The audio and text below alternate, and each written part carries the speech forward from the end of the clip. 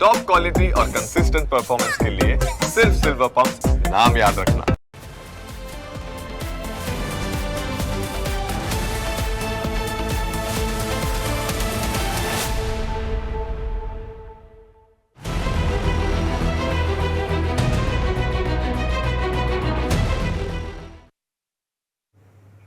એક ડૉક્ટર જે સેવાનું કામ કરે છે, દર્દીઓને સાજા કરે છે, એક સારા ડૉક્ટરને સૌ કોઈ સન્માન આપે છે, સારા આશીર્વાદ આપે છે, પરંતુ સુરતના પાંડેસરા વિસ્તારમાં આવેલી એક ખાનગી હોસ્પિટલમાં એક ચોંકાવનારી ઘટના બની। દર્દીના સગાએ ડૉક્ટર પર હુમલો કર્યો। ડૉક્ટર પર કરાયેલા હુમલાની ઘટના સીસીટીવી કેમેરામાં કેદ થઈ, જેમાં જોઈ શકાય છે કે દર્દીના સંબંધી અચાનક જ ડૉક્ટરની ચેમ્બરમાં ઘૂસી ગયા અને ડૉક્ટર કંઈ સમજે એ પહેલાં જ અપશબ્દો બોલીને લાફાવાળી શરૂ કરી। ડૉક્ટરે કારણ પૂછતા રોષે ભરાયેલી વ્યક્તિએ બાળકને એડમિટ કરવાની કેમ ન પાડી તેવું કહીને એક બાદ એક 12 લાફા ઝીંકી દીધા।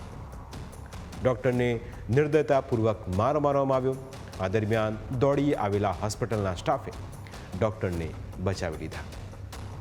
આ ઘટનામાં એવી હકીકત સામે આવી છે કે એક યુવાન તેના નાના બાળકને લઈને હોસ્પિટલમાં આવ્યો હતો। બાળક ઉંદર મારવાની દવા પી જતાં તેને હોસ્પિટલ લાવવામાં આવ્યો હતો।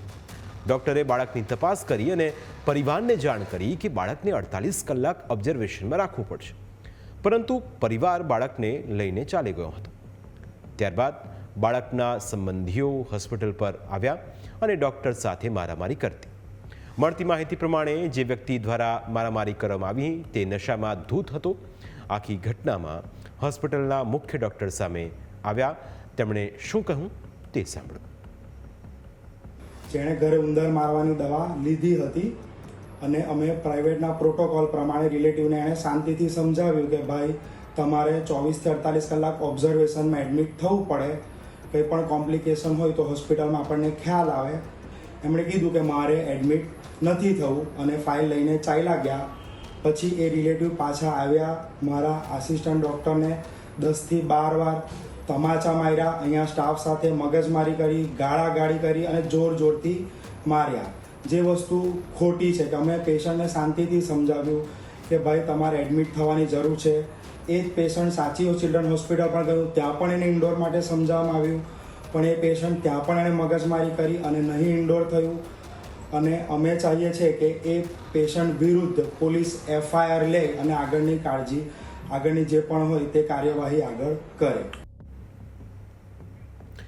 આખી ઘટનાને લઈ ડૉક્ટરે પોલીસ ફરિયાદ કરતા પોલીસે તપાસ હાથ ધરી છે, પરંતુ આ ઘટનાએ હોસ્પિટલની સુરક્ષા અને આરોગ્ય કર્મચારીઓ પર થતા હુમલા અંગે ગંભીર પ્રશ્નો ઊભા કર્યા છે। કોઈ દર્દી હોસ્પિટલના જવાબથી સંતુષ્ટ ન હોય તો બીજી હોસ્પિટલમાં જવું જોઈએ, પરંતુ તેને આ રીતે કોઈને માર મારીને ઈજા પહોંચાડવી તે યોગ્ય નથી।